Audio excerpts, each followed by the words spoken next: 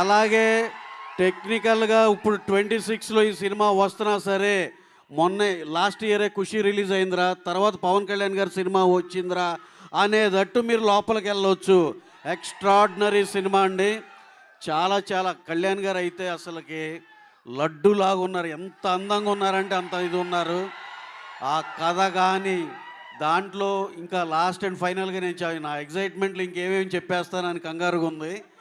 Cinema అయితే హరీష్ శంకర్ ఇప్పుడు మేము ఇచ్చిన ప్రమోషన్లు ఏదైతే ఉందో అది కాకుండా హరీష్ శంకర్ గారి ఐటెంలు వెల్ ప్యాక్డ్గా సినిమా మొత్తం ఉంటుంది. ఇది సినిమా ఫైనల్గా. మీరు ఎప్పుడు సినిమా బిగినది ఎప్పుడయిందో అనేది అంత ఎనర్జీతో సినిమా అయిపోద్ది. అంత ఎక్స్ట్రాడినరీగా వచ్చింది.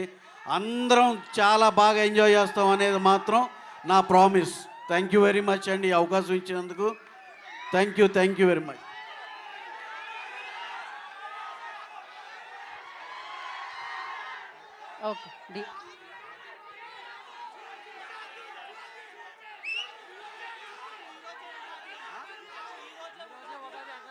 ఓకే ఓకే ఈరోజే ఉగాది అన్నారు.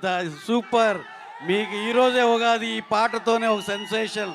అలాగే ఈ సినిమాకి మా దేవి గారు ఈ సాంగ్ ఇచ్చింది మా దేవి శ్రీప్రసాద్ గారు. మేము ఆల్వేస్ చెప్పేటట్టు ఈజ్ లైక్ అవర్ ఫ్యామిలీ.